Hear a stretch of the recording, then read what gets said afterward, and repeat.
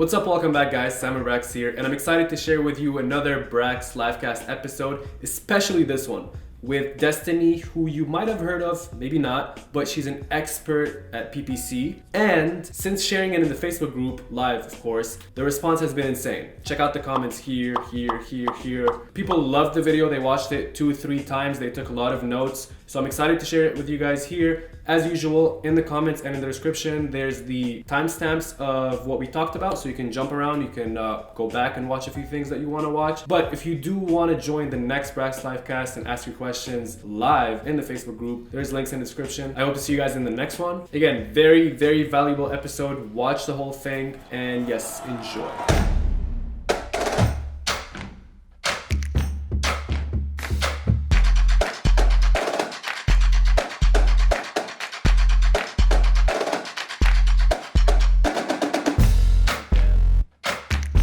Alright guys, welcome back to another episode of the Brax Livecast. And we're just starting PPC month. So Destaney, if you don't know, I coined October as PPC month for no reason. So I'm going to be doing a lot of PPC content this month.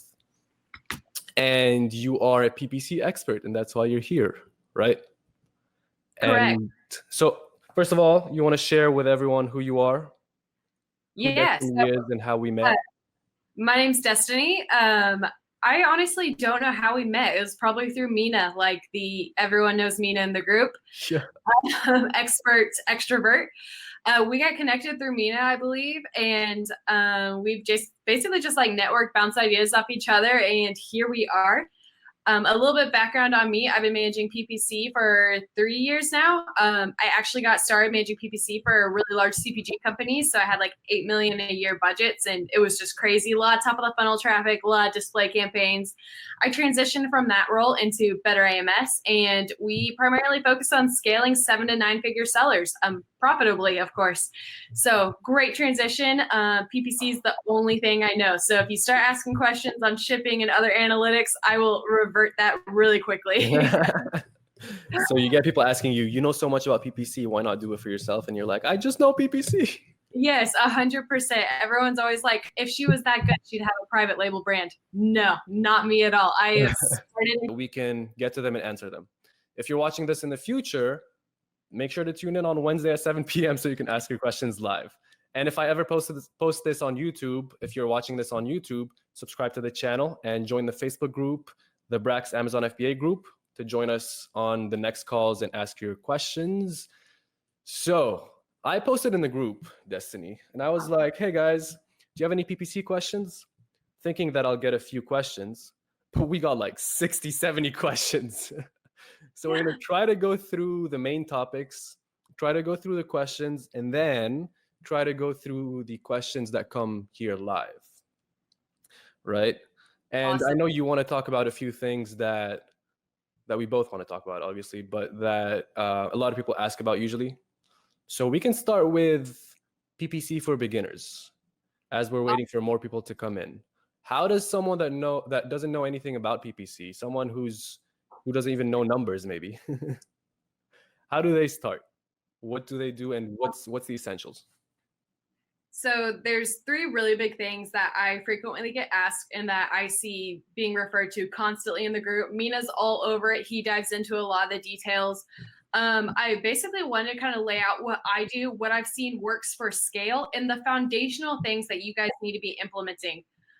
Oftentimes you'll see like random one-offs. People are like, oh, holy crap, I have a new launch strategy, do this. That's not how it works on Amazon. I want to stick with the foundational stuff that stays consistent, that's not variability when it comes to the algorithm with external traffic, things like that. So the number one thing is basically like campaign structure. So how I structure all of my campaigns, even for my largest accounts, is 1 campaign, 1 ad group, and typically around 50 keywords, which is dependent on strategy. I know that there is a lot of differing strategy when it comes to that, but my reasoning is I don't want multiple ad groups in a campaign because that doesn't give me a really good high-level analysis of what's going on. I have over 3,000 campaigns going on in some of my AMS accounts. So going in and having to click the campaign and then analyze by ad group, not efficient whatsoever. And as many people have commented, Amazon does not evenly distribute data across all of your ad groups or across all your keywords. So if you have 10 ad groups in a campaign and all 10 of those ad groups only had 10 keywords, that's still 100 keywords that are not going to be evenly distributed. So easiest way to structure, especially for a beginner, one campaign, one ad group, and like a set number of keywords, typically maxing out around 50, because as people have mentioned, not all of those keywords are going to get impressions. Is there a reason for that? Yeah, I think a lot of it has to comes down to our budget and our bid.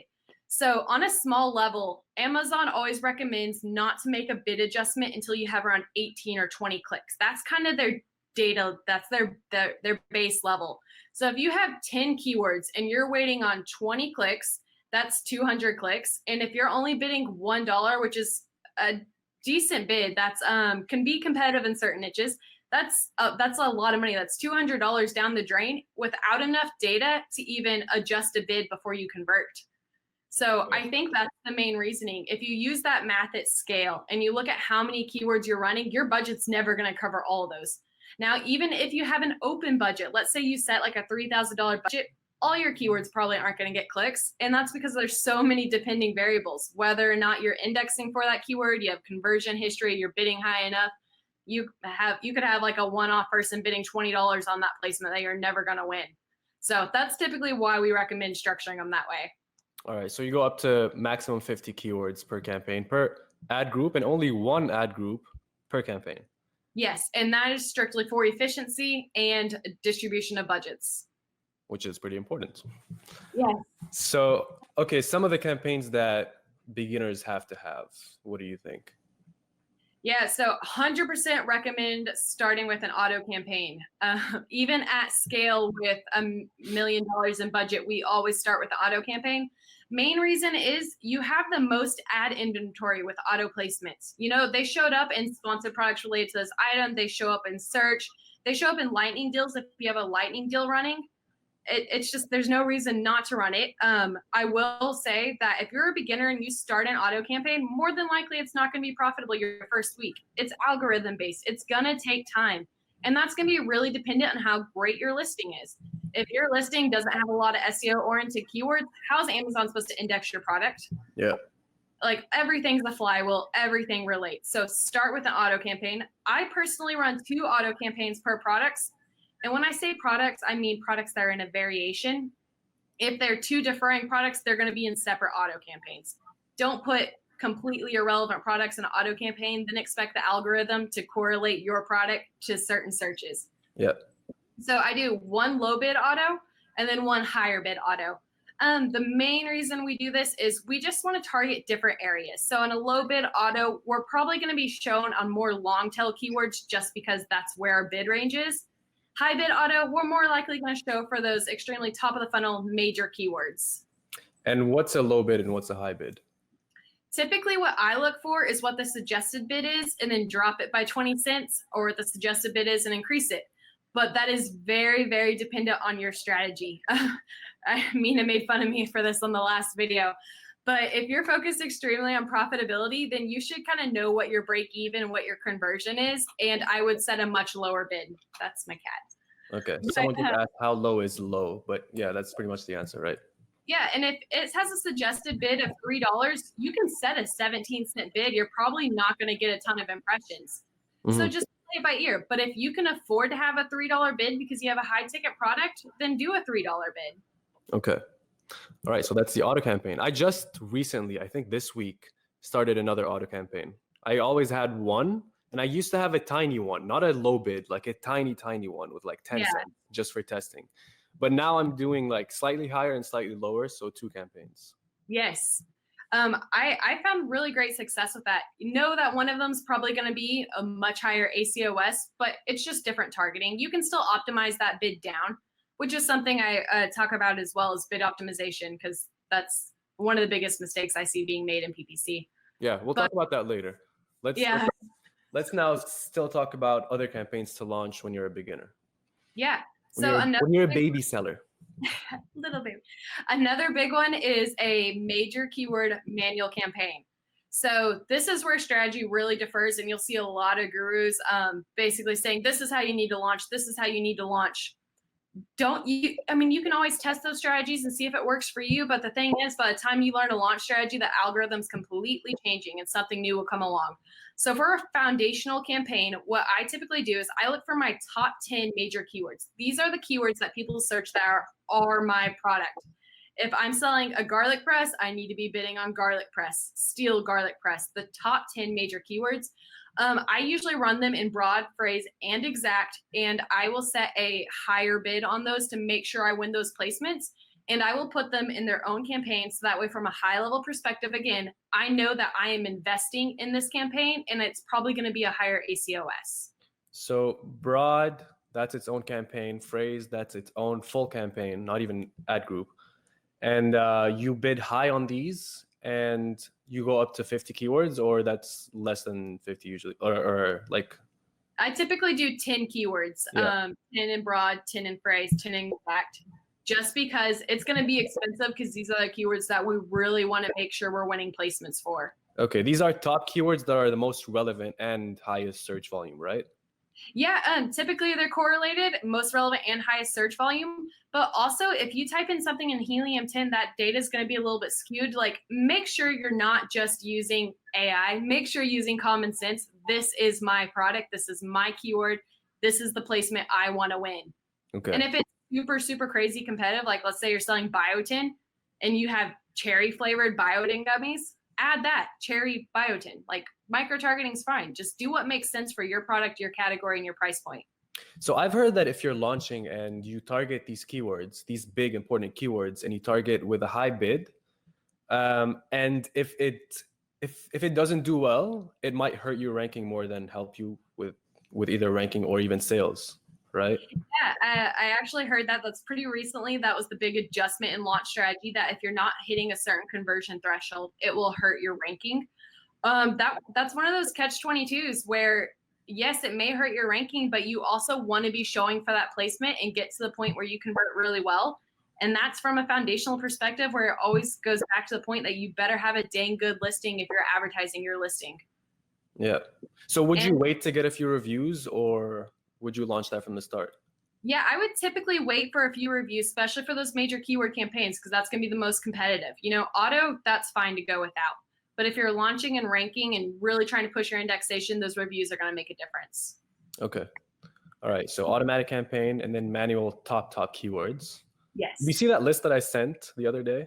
List of campaigns that I created? I have not checked that out yet. I put together 26 campaigns yesterday just for launching a new product. I went crazy. Yeah. But yeah, let's keep it simple for the beginners. The next one is pretty much just your long tail keywords. So things that we like to really focus on, and I get this question a lot, is my PPC campaign's not profitable.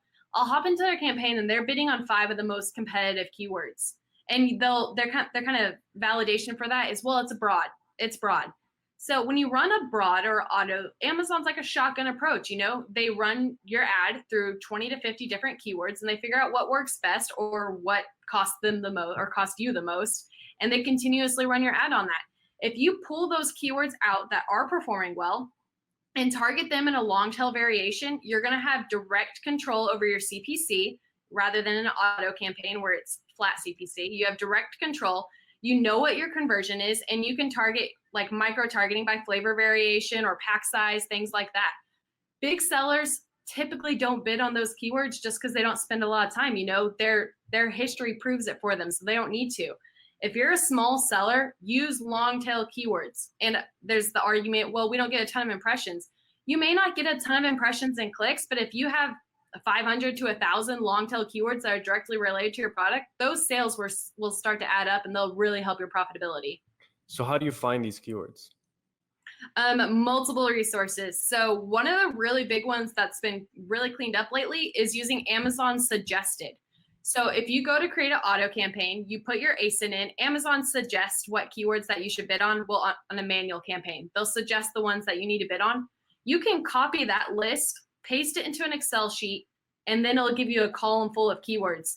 I scroll through, make sure everything's extremely relevant, delete anything that's not, and I copy that and I paste it into a campaign. Because basically, Amazon's doing the work for you. They're telling you what they think your product is most relevant for, which is kind of what you want to be showing for. Okay, that's a good idea. I need to add that to my list of 26 campaigns. Yeah. A long tail keyword campaign. You could probably go to Helium 10 and have a minimum of like 3 words or 4 words and find those long keywords. Yes. We also use merchant words for that as well. There's always a lot of arguments in groups about how good merchant words is. We don't use it for the data whatsoever. What we use it for is their long tail variations. You can type in dog, for example, and they will tell you basically every single long tail search that has the root phrase dog in it, and they'll give it to you in a super clean list. We don't use search volume. We bid on it for the long tail. So then I take all of those long tail keywords, reinvest in them. So you use merchant words as an idea generation. Yeah, cool. Strictly for keyword research. And then you can also get them from, like you said, from your search term reports if you're already running campaigns. If you get them from there, would you negative those keywords in the other campaigns? I do not. Mina and I just had this discussion. I don't negative anything.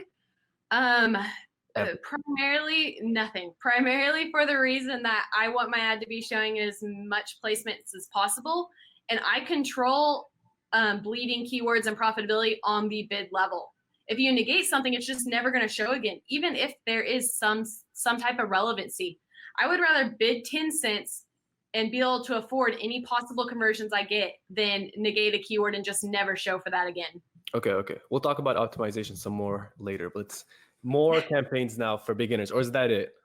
Yeah, those 3 are the foundational campaigns. I run a similar strategy when it comes to headline search ads. I use major keyword targeting, long tail targeting. Something else you can throw in there is branded. Branded keywords are extremely important. Even if your brand's not being searched, I like to just protect that placement because there's a good chance that someone else is bidding on your name, your competitors are. So incremental things. Brand. Yep. Incremental things are your own brand name. Product display ads you can start layering onto strategy, more long tail headline search ads, and competitors. You always need to bid on your competitors just so you're showing up and can maybe steal some market share for them. With your own brand names, do you also do broad and phrase and exact? I do, yes. Cool. I like to see what kind of search terms people are tying to my brand name. Yeah, it's very interesting too. Because like I have a tiny brand, a micro brand that probably no one's ever heard of, but people still search it, probably from Instagram if someone posts about it. So it's interesting to see how they search it and how they think of the keywords. Yeah. I think I have mine in like broad and exact only. Might have to add a phrase. I believe that was another question that kind of relates to this. They were asking if you are ranked on the #1 spot on page 1, do you still need to run ads? I always kind of tie this back to a branded perspective. Yes, 100%. 1, the ads are going to be super cheap because you're probably going to convert on them all the time, and that's an investment I'm willing to make. 2, if you're not running ads in those placements, a competitor will be. And the first thing a consumer sees, especially on mobile, is the headline search ad and the first 2 sponsored placements. So yes, you may be ranked on page 1, but if a consumer is typing in your product, there's a good chance they're seeing your competitor if you're not bidding on that placement. Yeah, if you show up twice, it's just a higher chance of impressing someone or if it's catching someone's eye. Yes. Let's look at the comments and try to catch up with them somehow. Do you see them on your end? I do. Okay. Guys, if you're enjoying this so far, click the thumbs up so that we know and so that more people can see this video. Where do we start? Will this video be posted later to watch again? Yes, Mike, it'll be in the Facebook group.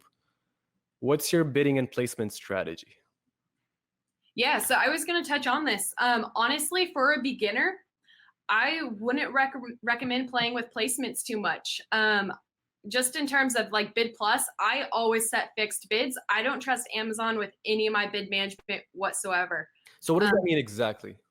What is bid plus? Yeah. So for bid plus, basically what they do is they analyze the chance that if your product's on the very top of search, whether or not they'll be more likely to convert. So if you would prefer for your product ad to be on the top of search, you can let Amazon increase your bid up to like 900% or something in order to place your ad at top of search.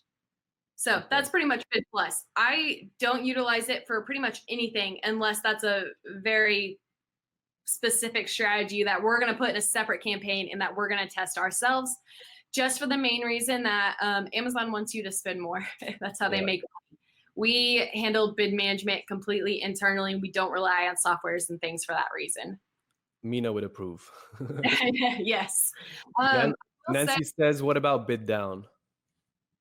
You can utilize bid down, but we also do that by ourselves. And I kind of walk through a quick formula here if you guys want to talk about it. What we do is sales times target ACOS will give us our max spend. So for example, if we have $100 in sales on a keyword and our target ACOS is 30%, the maximum we can spend is $30. Now, if it took 30 clicks to drive that $100 in sales, that means we can take that $30, which is our max spend, divide it by the 30 clicks, which kind of utilizes our conversion. And then that will give us the $1, our max bid, based off past conversion data. So we utilize that across all keywords. I don't do dynamic down just because, again, I don't trust Amazon. I would much rather be fully in control of all my bids. So with that kind of quick and easy formula, you can hop into your accounts. And if you have a 100% ACOS on a keyword, more than likely it's because you're bidding way more than you should have been based off your conversion history. Okay. So do you know what the default is? The default for one of these options? I think it's bid down that's default chosen when you create a campaign. Yeah, I just do fixed bids because you do have to select. I think it may be one of the dynamic up, and then I always do fixed bids. Okay. Let's look at the questions for a second. One of the other questions was, I believe, just in terms of placement, like loose match, close match. I know it's something that Mina was wanting. I've seen that to be all over the place. I don't see one match type that works better than all the others. So as with everything, I test every single campaign type we have. I let all 4 run and I adjust bids on all 4. And whatever, if one is like completely hemorrhaging money, like loose, I'll go ahead and pause it just because we have 3 other match types. So that's where I am a little bit more aggressive on pausing is on match type. But if one is a clear winner, then I'm going to invest more into that one. Would you mind explaining those? Yeah. The different types? Yeah. Do you want me to just hop in and give the actual explanations? Because that's going to be way better than what I got. Sure. Awesome. Also, I have a fresh kitten here who is extremely needy. And if I would have locked her in a room, she would have meowed the whole time. So this is sticking with. What's her name? Luna, different things. So close match is shoppers who use search terms closely related to your products. Now, how close, like that's up to Amazon. Loose match is shoppers who use search terms loosely related to your products. What's the difference in close and match? That's one of those things where it's like Amazon keeps it extremely vague. So that way, if they ever change anything, it's like they're foolproof. It's like a good fail safe. Yeah. Compliments are shoppers who view the detail pages of products that complement your product. And then substitutes are ads that basically have shoppers who view the detail pages of products similar to yours. So they're all pretty much the same thing, except for one's related to product display pages and one's related to search. So that's what I recommend testing. I've never touched any of these. Yeah, is that bad? No. Okay. It really doesn't make that big of an adjustment. Sometimes you'll see one of them's like absolutely hemorrhaging spend and you need to adjust the bid, but we can't adjust the bid on those levels. So. Okay. How do you decide on budgets? So that really goes down to your keywords, the amount of keywords in a campaign. If you have 5 keywords in a campaign, remember we're going to go off the Amazon recommended 20 clicks before you make a bid decision. It's 5 times 20, so 100 clicks right there. And if it's $1 a click, that's $100. So that's crazy. That would mean all your keywords are getting 20 clicks a day, which is probably super competitive. So just as a foundational campaign, we do $20 budgets across all of our campaigns and then optimize whether or not they're running out of budgets. Only 20? Mm-hmm. I do 100 on all campaigns that they never reach even 20 a day. Yeah, no, that's typically why we do 20 is just for the off chance that something goes crazy and a keyword gets clicked on a ton of times.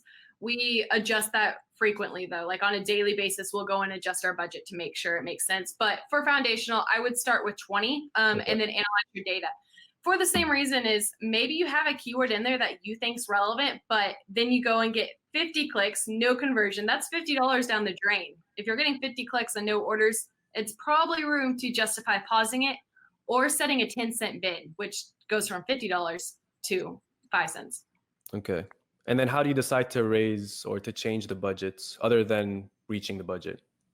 Typically just that. If it's reaching the budget or if it's getting a lot of traction and it's profitable, then no harm, no foul to increase your budget if it's profitable. Okay. All right, cool. Let's go back to the questions, unless if you have any other thoughts or any, what else did we want to talk about? So we talked about baby sellers. How do they start? Those are really the three big things that I pulled out. A few other ones were harvesting keywords. We discussed types of campaigns. We discussed keyword isolation. That's the new strategy that people are talking about for launch. We also discussed that. Mm-hmm. I don't think it hurts to isolate keywords. I mean, it takes 5 minutes to set up a keyword isolation campaign. Doesn't hurt, but my main point and emphasis on all the hacks and the tactics you see like that is you can never replicate that. It's gonna, unless you have the exact same product, exact same number of reviews, the exact same location. I mean, the algorithm changes based off geographical area. It changes every day. Like you can't replicate those results. So just because something sticks for one person does not mean it'll stick for you. So test it. Okay. So let's start talking about optimization, because a lot of questions are about optimization. So you've launched these campaigns. Mm-hmm. You let them run for a few days. You're still a baby seller after a week or two. How do you optimize for a baby seller? The biggest thing is that bid optimization formula I talked about. I go through and update bids at least four times a week for every single keyword. So that's where utilizing some of Mina's recommendations for building macros in Excel are extremely helpful. But that's your biggest thing. That's the biggest mistake I see people make is they'll be complaining about a 100% ACOS and I'll go in their account and they're bidding $3 on a keyword, has a 90% ACOS. Just lower your bid. That is the only optimization that you need up front, is being extremely good at adjusting your bid. Because if you know, sorry, go ahead. No, go ahead. I was just going to say, if you know the maximum you can spend based off any conversion history and your target ACOS, then you know what to set your bid at. So you adjust your bid 4 times a week. Mm-hmm. That's enough time to get any data? That's what I was going to say. For those major keywords in a saturated category, that's definitely enough time to get data. But that's also mistake number 2 I make is people don't wait to collect enough data. They'll launch, let's say 5 keywords, again, 20 clicks. They'll get 100 clicks, $100 in spend and not see any sales, and they'll freak out and they'll make a change. It's not really enough data to make a decision. Make sure you are launching foundationally enough keywords that you can afford to collect data on and invest in that data and then optimize from there. There's no reason you can't optimize if you have enough data. Mm-hmm. Okay. And what if you're not getting enough data? Should you just keep raising bids until you do? Potentially. So if it's a really, really highly relevant keyword and you're bidding extremely competitively and you're not getting impressions, it's potentially a listing issue. You're not indexing for that keyword for some reason, so you're not getting shown. You can go ahead and increase your bid until you finally get an impression. We actually just had an account where we had to do that with. We ended up bidding like $5 on a keyword, started indexing, started getting data. I just waterfall dropped it down. I didn't go ahead and drop from $5 to 35 cents because I think anyone who works in Amazon knows that huge changes like that always freaks out the algorithm. Like when you change your price really quickly, something will happen. Yeah. So we do just slowly lower until we hit that point. Okay. So that's, so 4 times a week you're going in and you're checking your bids and you're changing them up. What about looking into your search term reports? What do you do with that? Yeah, so this will also go back to how much money you have to invest in ads. So, talk about those foundational campaigns. We have an auto campaign going. So that's probably $20 to $30 a day, maybe if we hit that budget. We have our major keyword campaign. Could be the same thing, $20 to $30 a day. So if you have a ton of money that you're just willing to invest into advertising, pull your search term report maybe once a week, every 2 weeks. look for all those search terms and reinvest in them. Set filters for what works for your business. Let's say your target ACOS is 40%. Pull that search term report, see what's converting under 40%, and make sure you reinvest in it in the same technique. Broad, phrase, and exact. Always test. That's something I also see in the comments. I think Mina may have mentioned that as well, that he has a keyword that does really well in auto. He pulls it from a search term, bids on it in exact, and it doesn't perform well. It's because Amazon loves data. Like, it takes a long time to optimize and get that data. Your auto campaigns are constantly running in the background, constantly collecting data. So Amazon's already going to show more relevancy to that product. And again, you take these keywords and you don't put anything in negatives. Nothing in negatives. And when you put these keywords in campaigns, do you separate them according to search volume of a keyword, or do you put them all together and it doesn't matter? It kind of depends on strategy there. If it's like the major keyword campaigns, they're going to go into a regular major keyword campaign. But if it's just a regular long tail, we don't depend on impressions whatsoever. Just because it's not scalable and it's not efficient to be like, oh, this one's getting this many impressions, let's put it in this campaign. Okay. We just reinvest in all campaign types or all ads. All right. Any other optimization tips? No, that's the biggest thing is gather enough data to make adjustments and then come up with a great way to optimize those bids extremely frequently. Okay. So Alfred's saying, what is considered enough data? Typically that 20 clicks a keyword across all of your keywords. So if you have 17 clicks and let's say you're in a really competitive category and you're bidding $2, that's going to get pretty expensive. But you don't need to be bidding $2 if you can't afford it. And you need to wait until you get kind of that 20 click threshold.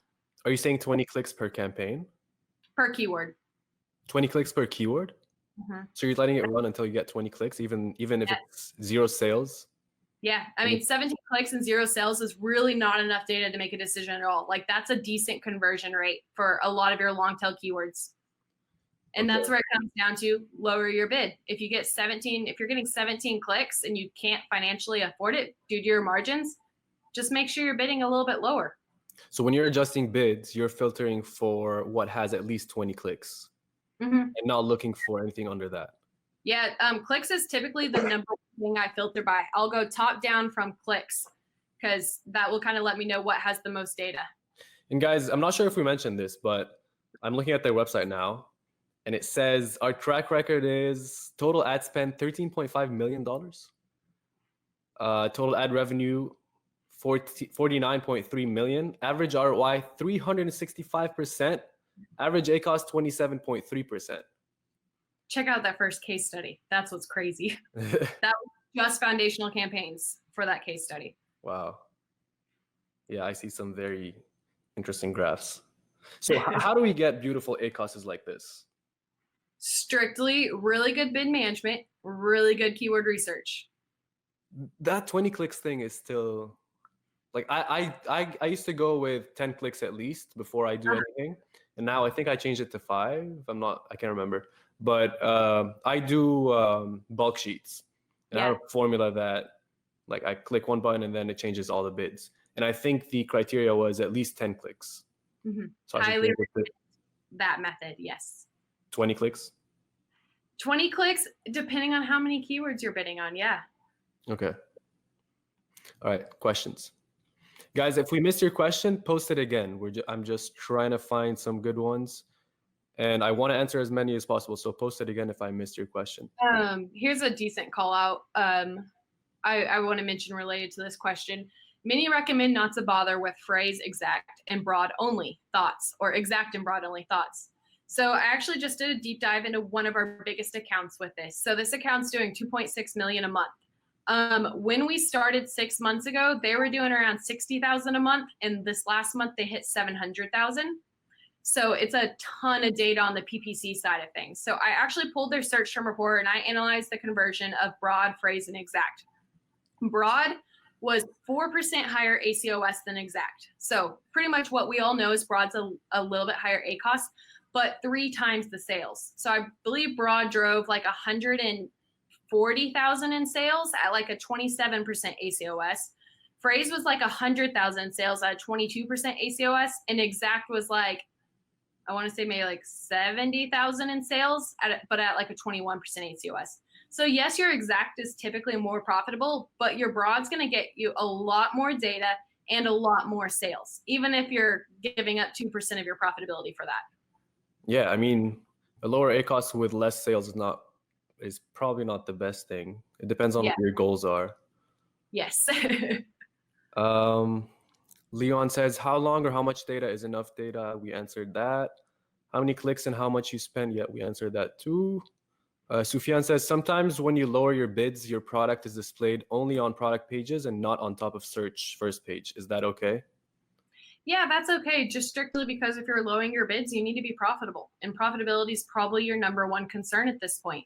If it's a major keyword, then it needs to be in a major keyword campaign with probably a higher bid. But for a lot of those long tail keywords, as long as you're converting underneath the product page, that's fine. And you never know where it's going to show up, honestly. Yeah.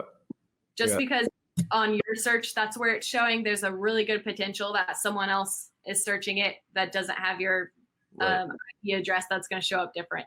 Yeah. So with your optimization strategy, are you aiming to keep the ACOS around break even, or is it to have the lowest ACOS possible? Yeah, almost always break even, just because there's been a transition the last year. Old sellers typically know this. Giveaways were the thing. You know, everyone would do crazy discounted giveaways, rank their product really quickly. In the last 6 months, there's been a major transition to where PPC was a lot of the focus, and assumably PPC has more of a role to play in the algorithm. So we've seen it, you know, a lot of our PPC campaigns that were started and we've scaled really quickly, their top line revenue, you know, it increases because their ranking increases, more sales are tied with that keyword. So we almost always shoot for our break even. Now, if you need cash flow to reinvest into ordering, that's probably where you're going to want to lower ACOS. So I would lower your target ACOS by 5%. Mm-hmm.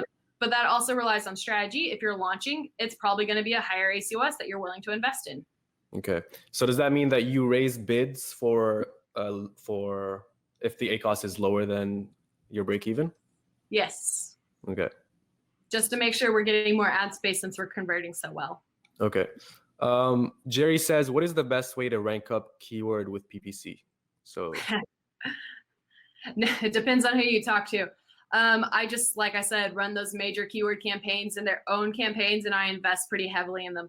If you're really trying to rank, I would probably go with the methodology of doing exact match keywords at extremely high bid and have a set number that you're willing to hit. If you're willing to invest $500 in ranking for these 3 keywords, do the math on that, bid on those keywords, make sure you're investing that amount of money to rank. So bid as much as possible? Yeah. Even if the click-through rate is bad? Potentially, yes. Just for the long-term play of it. Because I really don't know if there's proven data. I know your organic ranking probably will drop if you're not converting for that keyword, but then that's where it goes back to figuring out why you're not converting well for that keyword. What in your listing is going on that's decreasing your conversion? Okay. Mansoor says, for profitable keywords, would you use CPC from report for exact keyword bidding? I'm going to say yes if I think I know what they're saying. If they're pulling the CPC from the search term report, is that what I reinvest in and bid on? It goes kind of back to that ACOS question. If they're below my ACOS, I would probably increase it by a little bit. If it's right at my ACOS, that's a great start because you know you can bid on it with that CPC and still be profitable. So yeah, that's fantastic call out to use that data from your search term report. Makes sense. Joel says, are your accounts private label products, small unknown, or big established known brands like Nike and Apple? No, we have no big and established. That's where my past was. I worked for those CPG companies. Now we strictly work with 7 to 9 figure private label brands at the moment. Okay. Nancy says, what do you see as being the average ACOS? I want to know what's realistic for me. I would probably say around 30%. I mean, that's a really hard answer because there's a lot of variability, but across my accounts, it's 30%. That's not bad. That's pretty good. Yeah. We have some accounts as low as like 8% ACOS. So. Rana says, keyword isolation. I know most experts suggest isolating. I think we talked about that, didn't we? We've talked about keyword isolation quite a bit. He also asked how to best utilize Bid Plus. And he asked, what time is the live? The live is right now. Lucky you. Again, guys, if I miss your question, post it again. I'm trying to find other questions. How much time do you have? Me, whenever. Yeah, that's awesome. That's awesome. Why is there a profit keyword that can go down the hill later on? How to keep the keyword profitable? Yeah, that's a decent question. The biggest thing is those external changes that you'll never be able to track. You have no idea when a competitor, I mean, you can maybe track it, but you'll have no idea. A competitor could start, aggressively hitting you with product display ads and sponsored ads, and they can increase your CPC. And if your CPC increases, you have a higher bid, then your profitability is going to drop. So there's so many things like that. Or if you're not ranking as well, maybe you get hit with a bad review. That will affect your profitability because your conversion rate will drop. That's another thing. I kind of talked about this earlier. Two biggest mistakes: bid optimization and not enough data. Don't look at your data on a 24 to 48 hour basis. It will drive you insane. Some of my most stable accounts that have 8% ACOS will have days where their ACOS is like 100%. There's no way I can correlate what's going on when they're averaging 8% ACOS. More than likely, it was an algorithm change or something externally happened that I will never be able to figure out. Now, if it's consistent, lower your bid. Lower your bid, make it profitable, and try to find the long tail variations of that keyword that you can reinvest in. Okay. When you're adjusting bids a few times a week, what's the date range that you're looking at? That is a fantastic question. Yes. Kind of goes back to that click data. But the biggest things I look at is past 30 days data. I can go from maybe lifetime and I'll have a campaign that has like a 19% ACOS, but I look at it in the last 30 days, it could have a 40% ACOS. And typically it's because of one random keyword that ended up having a spike in indexation and has like a crazy high ACOS that in the past was a 20%, but that month it was like a 90%. And that's an instance where I'm going to go in and lower my bid, like based off that last 30 days data and based off my clicks, which will help. Your last 30 day kind of click number will help you look at your conversion for the past 30 days because it happens to the most stable accounts. That's why you're constantly adjusting bids. Yeah. I had a follow-up question, but I completely forgot what it was. I'm so long-winded.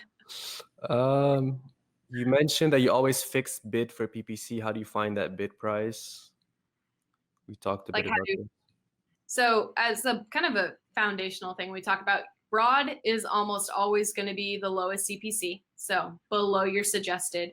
Phrase, you can do suggested. Exact is a little bit higher than suggested, unless the suggested is unrealistic and it's like $3 and your item's a $9 item.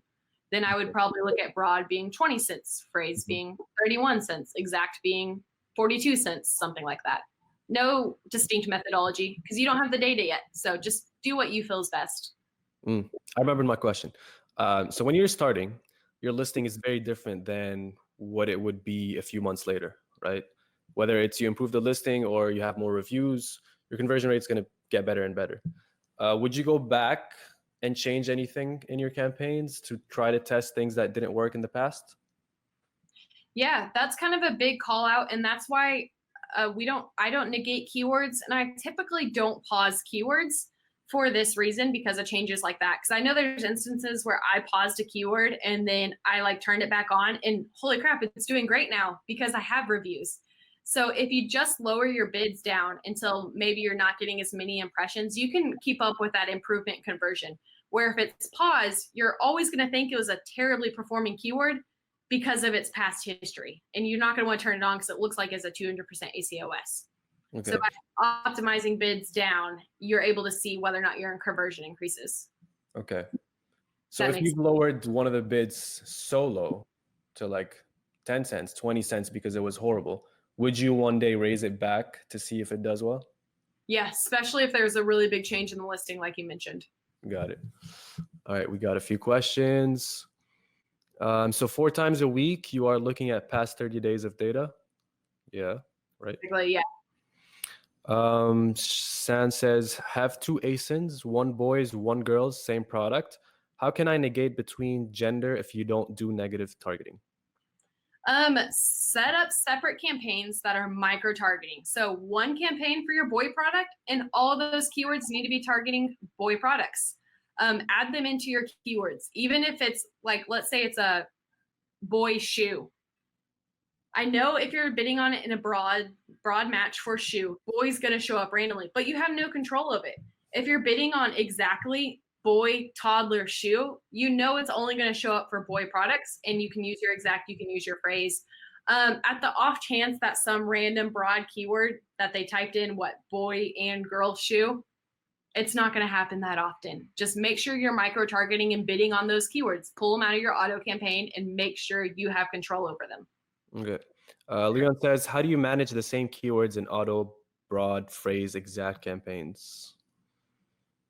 We don't typically duplicate our keywords, if that's what you're referring to.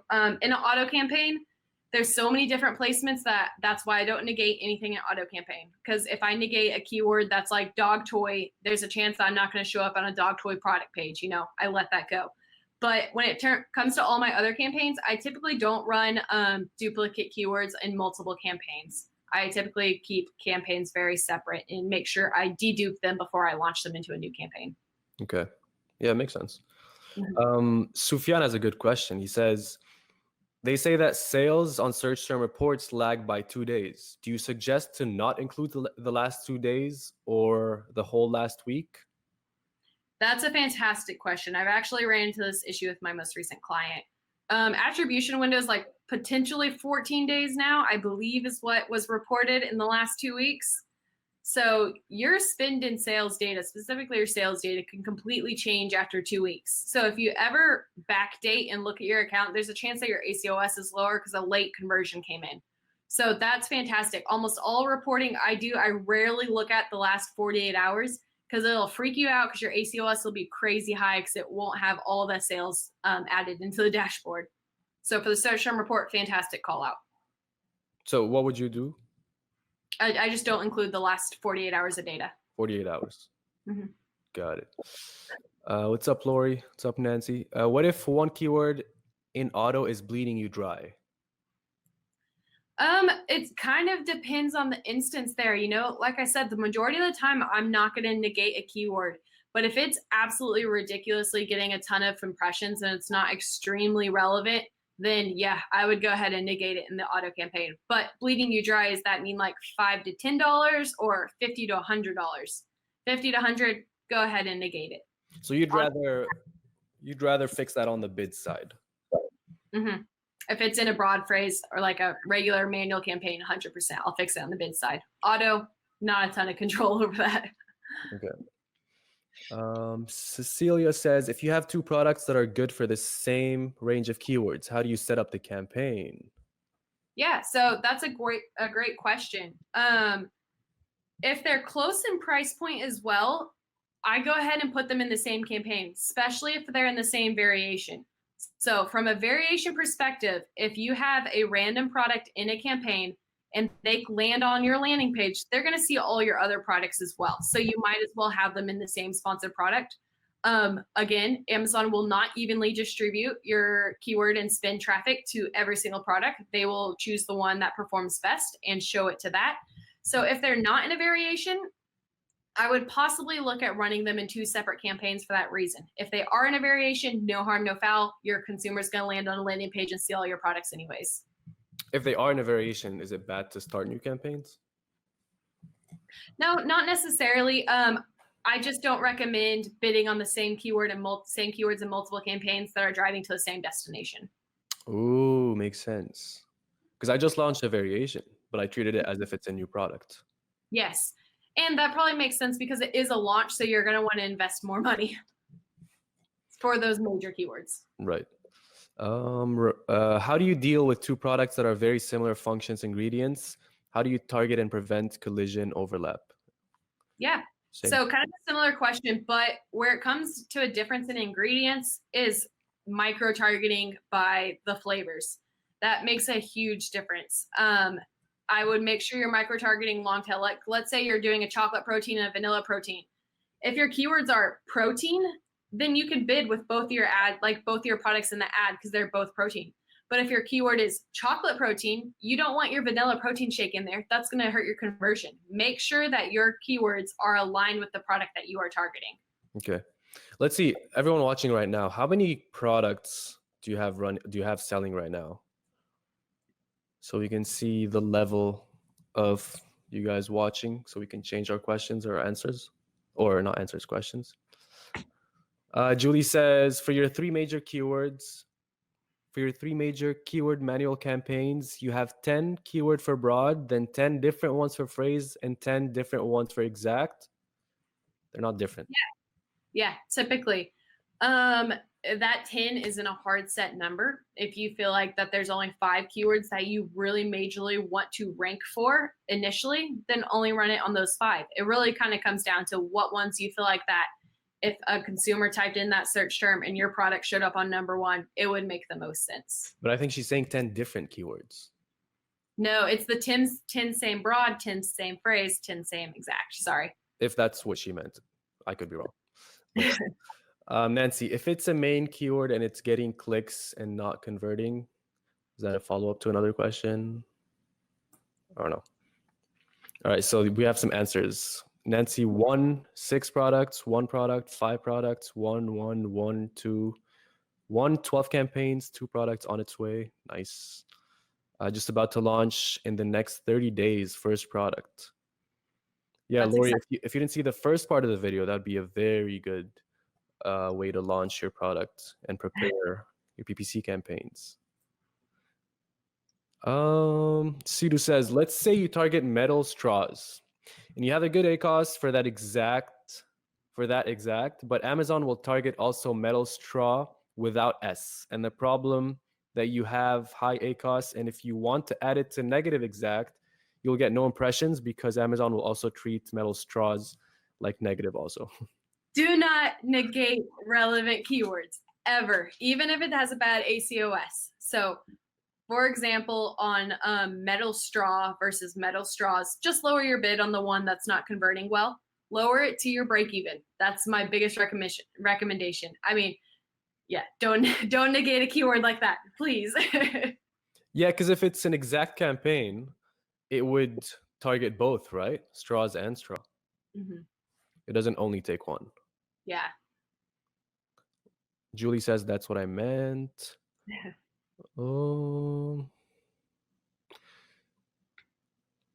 What's your day like? How many clients are you managing? 20 right now. 24. 20 clients. And how many employees do you have? We have 4 employees that help with the back end optimization, a lot of the analytics, and then a new account executive we just hired. Shout out to Alex if he's watching. And then Taylor doing all the high level lead generation badassery on his end. Okay. And your employees, are they local? Yeah, well, we're all spread out everywhere. So Taylor's actually in Panama. I'm in Bentonville, Arkansas. And Alex is in North Carolina, I believe.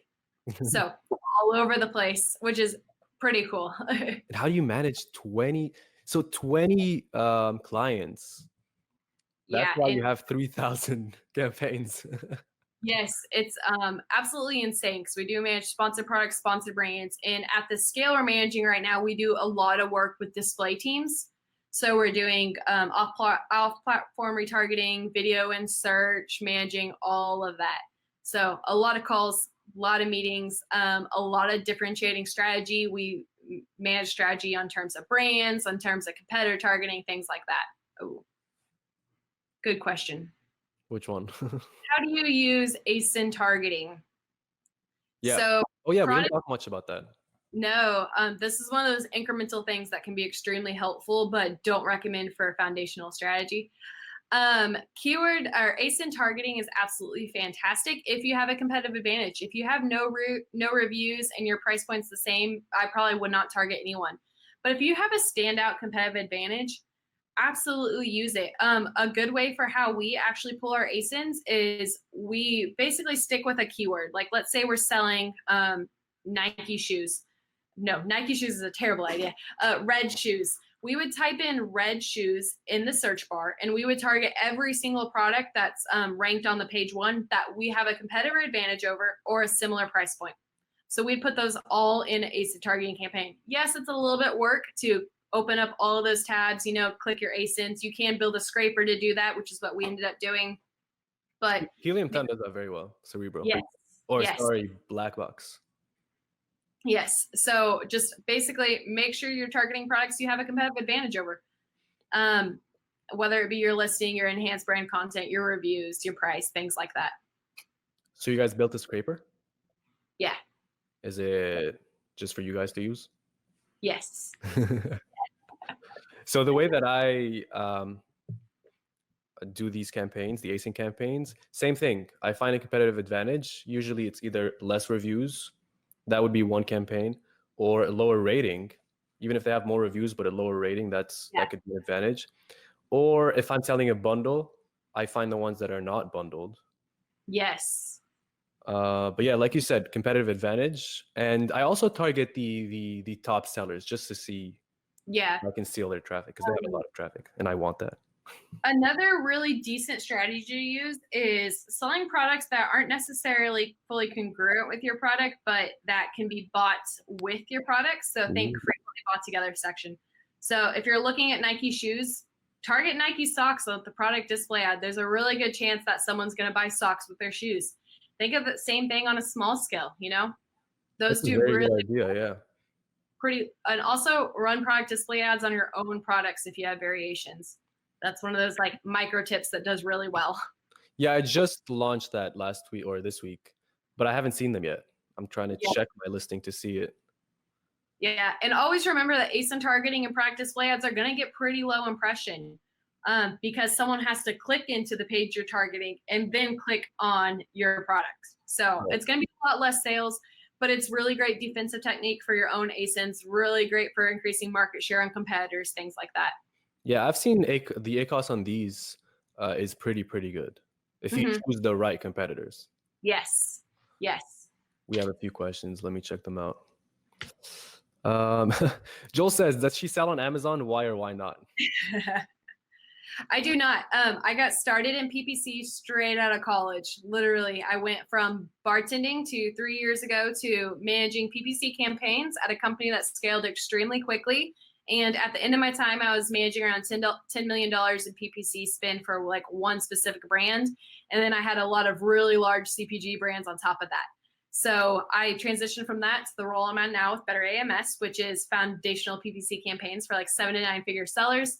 And I just never started my own brand. Like, I'm a nerd. I've done PPC for life now. Like, I'm way too committed to ever back out. Yeah, if I were if I wasn't doing what I'm doing now, and if I were to like do some Fiverr gigs, I would do PPC. Yes. 100%. What did you study in college? General business. Okay. So when you started working on PPC, it was your first time seeing that stuff?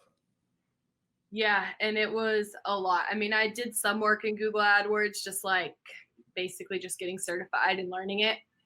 But I learned like Ben Cummings' method was like my first week of training was like, listen to everything Ben Cummings. So if you're OG Amazon, you'll understand. But I trained and learned pretty much everything online, did a lot of free YouTube videos. And that's what I'll recommend for you guys. Don't outsource your PPC that early on. Learn the foundational tips that you see in these videos. Learn everything you can free online. When you get to a point of wanting to invest and wanting to scale, then pay for a really high quality course, or pay to outsource if you don't have the time to manage it to the best of its ability. Yeah. And how did you meet Taylor and start that business? Are you co-founders? Yeah, technically co-founders. He started it initially, and I actually happened to be watching a mastermind presentation online, and I saw his pitch or his deck talking about PPC. And I went to his website, and he was looking for an AE. It was going to be a remote position, and I went ahead and applied. And like a year later, we're scaling Better AMS. Like everything's going crazy well, and I'm still obsessed. So that's nice. What's his story? What's his background? Pretty similar. He started straight out of high school working on PPC. He had access to an account, and he kind of just started playing around, got really good at it, scaled an account, decided to start an agency, and scaled super quickly. I think so we actually started initially on AMS. So if you're not familiar, that's Advertising Console, and it was primarily what is now called Sponsored Brands. So he was like one of the first AMS agencies out there to be extremely niche like that. So he got a lot of traction. Speaking of masterminds, growing like that. And then we opened up, of course, to all PPC management once the platforms basically converged. Mm-hmm. We're getting 3 questions asking about recommendations for a good course.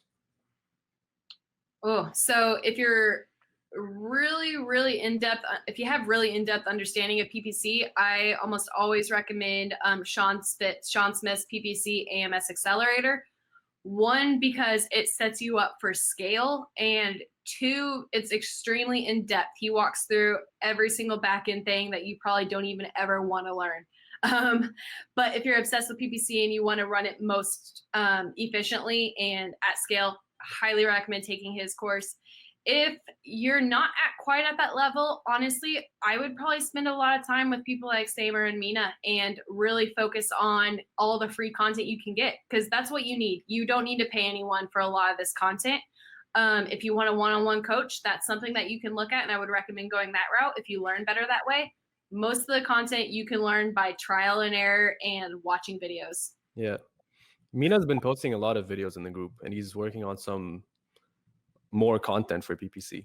Yes, he's a fantastic asset to have in that department. If you ever have any high-level questions, just feel free to shoot them over to me as well. I always like hop on screen recordings and like walk through data. I'm like, here's what you need to be doing. So always willing to help. That's what Mina says. He's like, dude, Destiny's amazing. I ask her a question and then I get a full video of her explaining everything.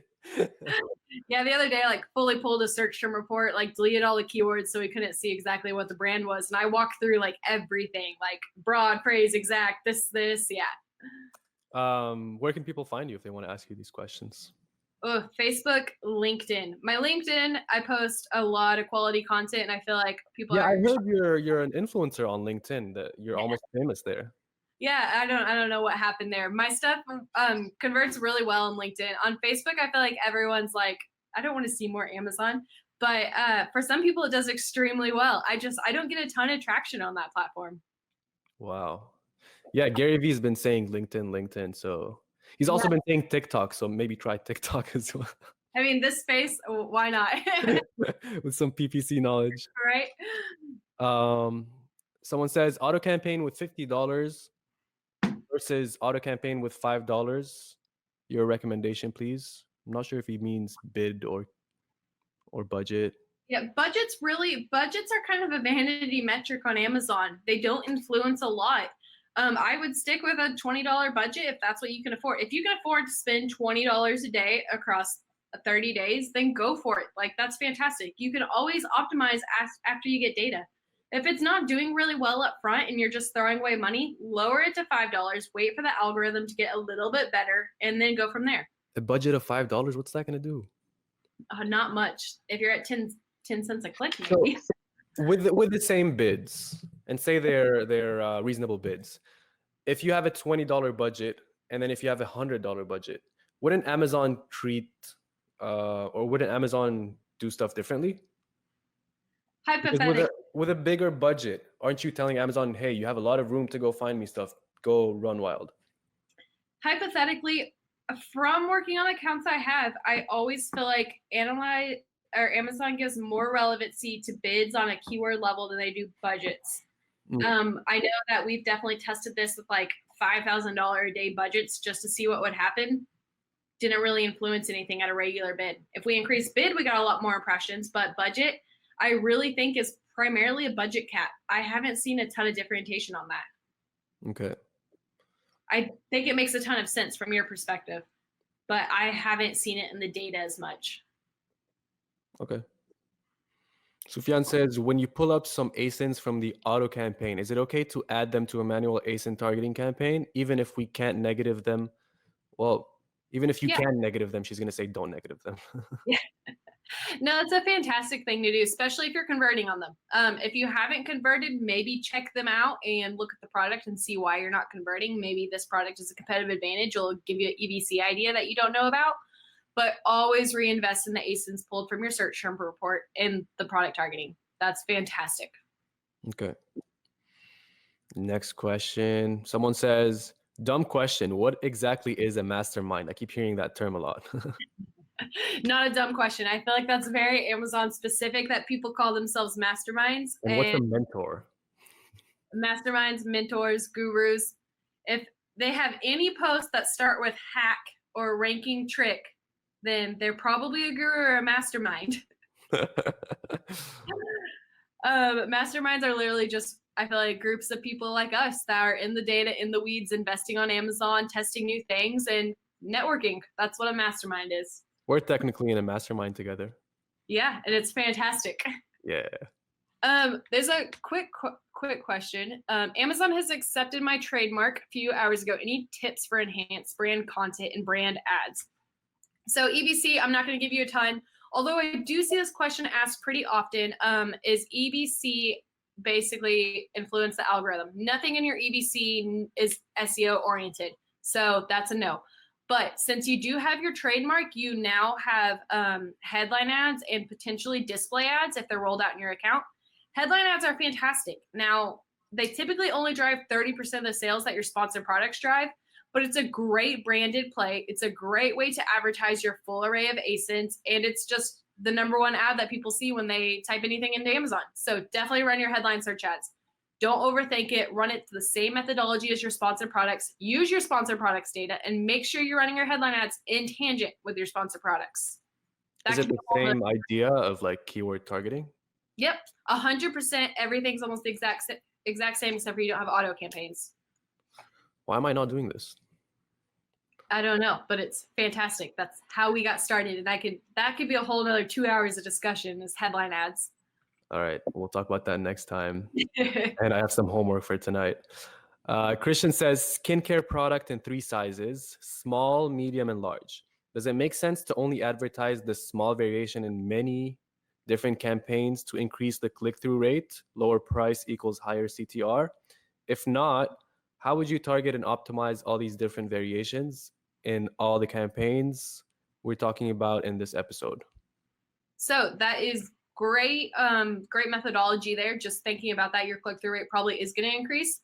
I would ideally put them all in a campaign and see what the data says. That's the easiest. That's the easiest answer for that.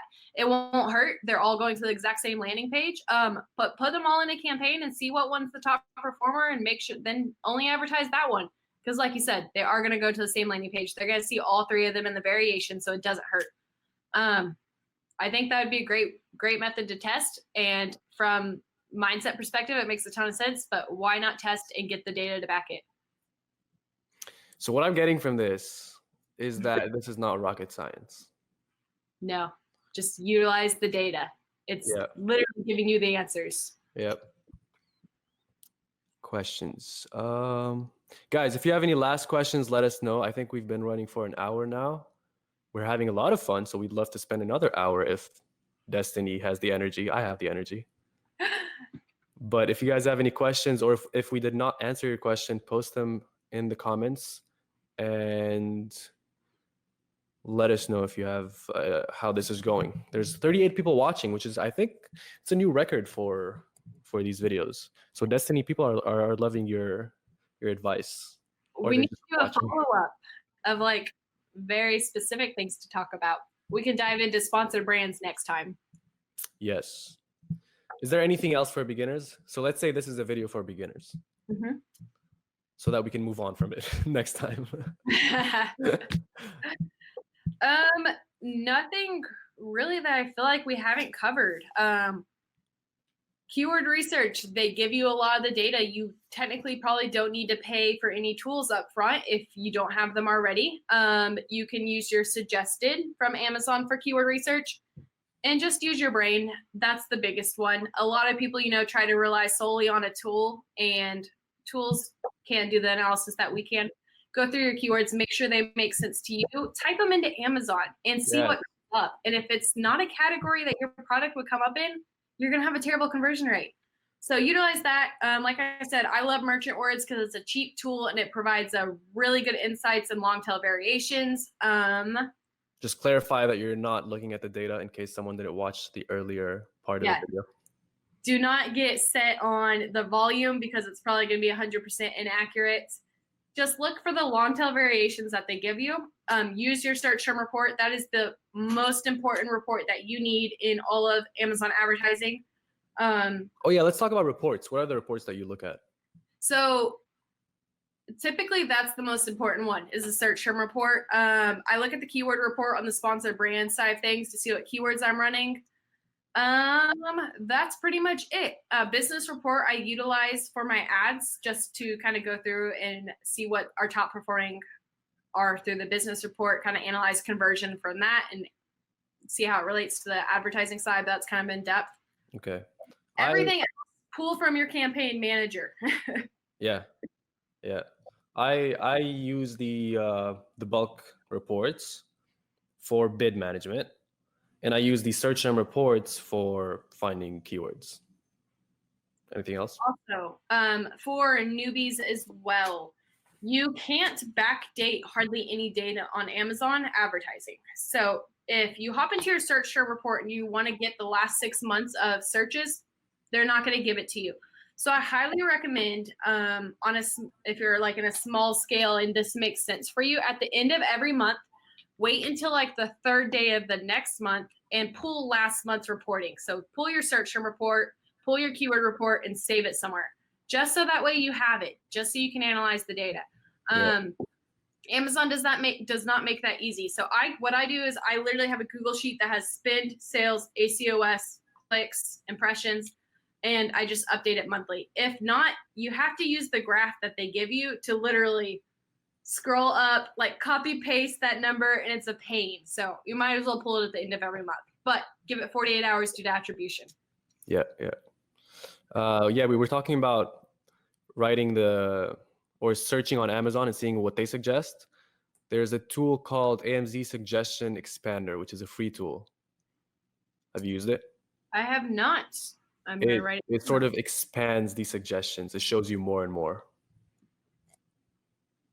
We definitely utilize the search bar and merchant words in conjunction, though, for that same methodology. We just like type in a search term. If there's anything else that's really relevant that I want to see the long tail variants of it, type it into merchant words, pull that report, super easy. Okay. We have a few questions.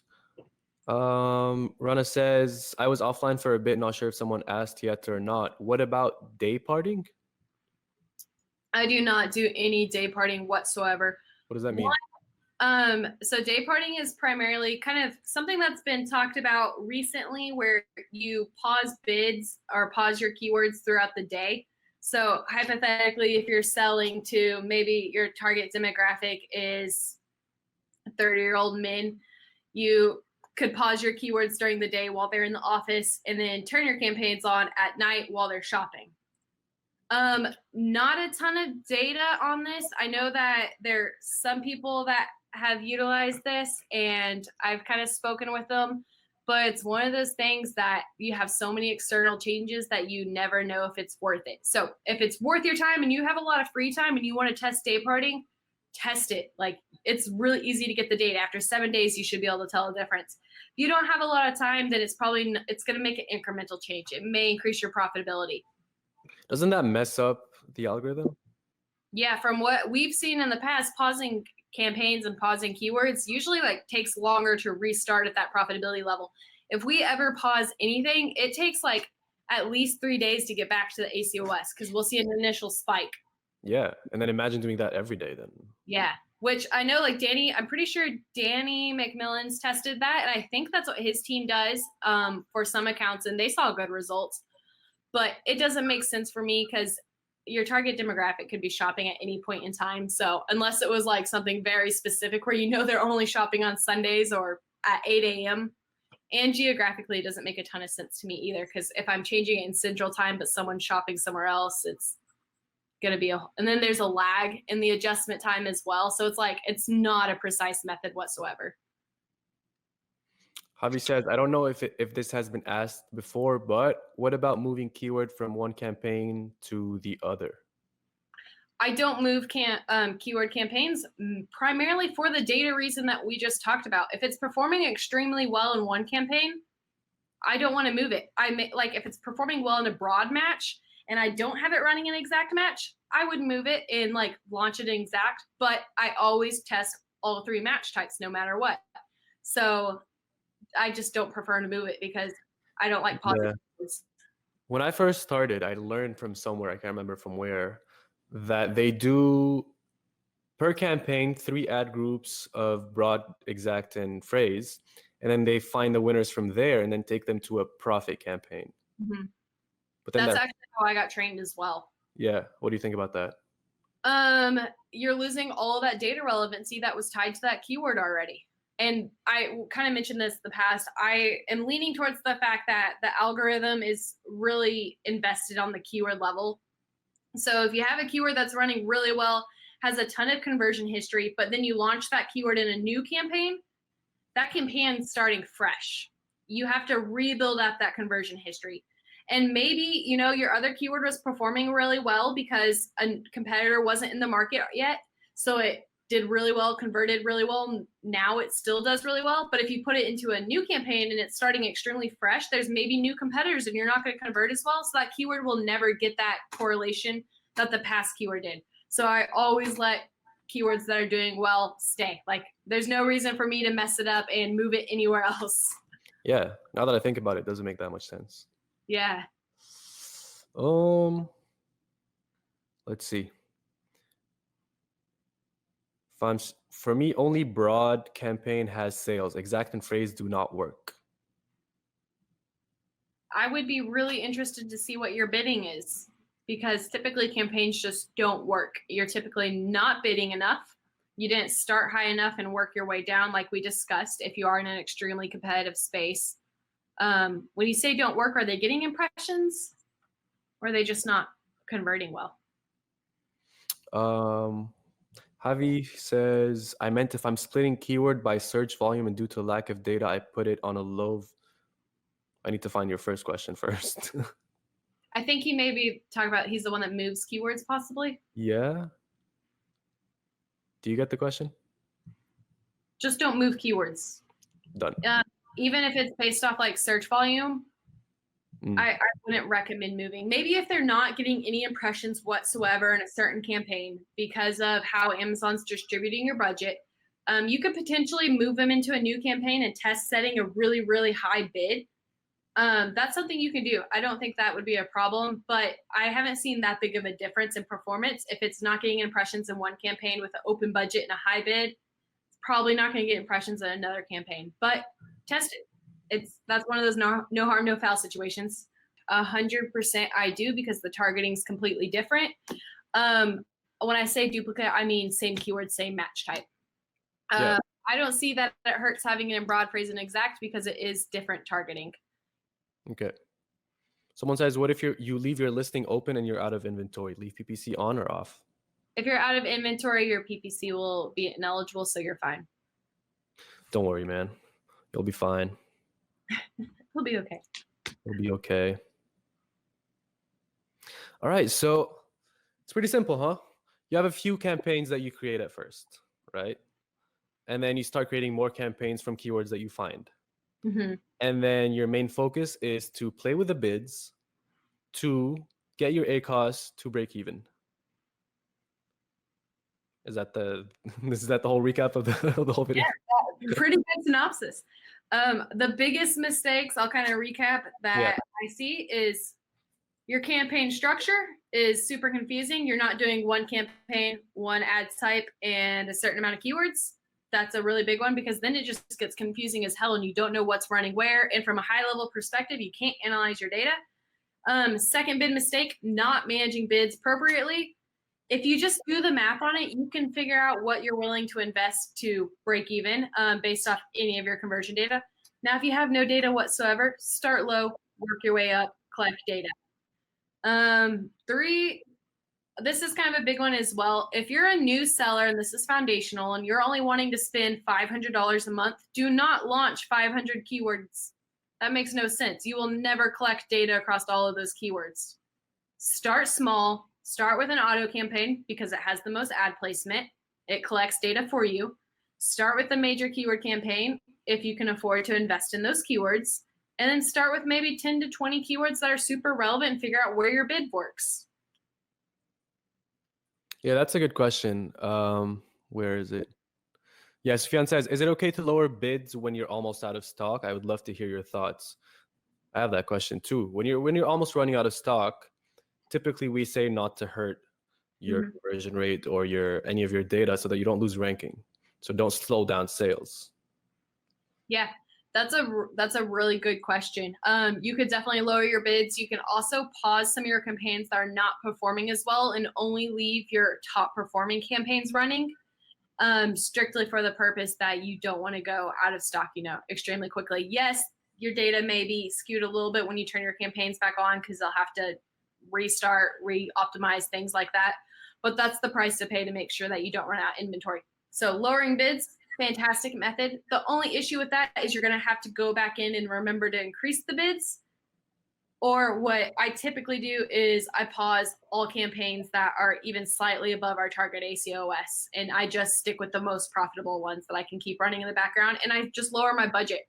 Lowering your budget's kind of the easiest way because it won't affect your data, and you won't have to go in and remake adjustments. So $3 a day budget won't hurt anything. So are you talking about affecting PPC data, or are you also talking about ranking? Because ranking is the main concern here. Yeah, I'm talking about the PPC data being affected in order to preserve your rank when you go out of stock. Or when you're close to going out of stock, which I believe the question was, if you're close to going out of stock, you of course want to slow sales. So in order to slow sales, you can lower your PPC bids so you're not getting as many impressions, or you could turn off your campaigns, pause them, or you could just lower your budget so Amazon's not serving you as many impressions. Okay, interesting. I've seen that if I run out of stock just naturally and then I come back in stock, it's not too hard to gain ranking. But if I slow down sales before running out of stock and I hurt my my numbers and my averages, then it's hard to gain that ranking back when I'm back in stock.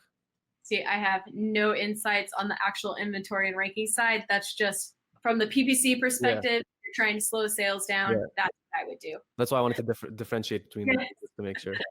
Don't listen to me in anything that has to do with inventory.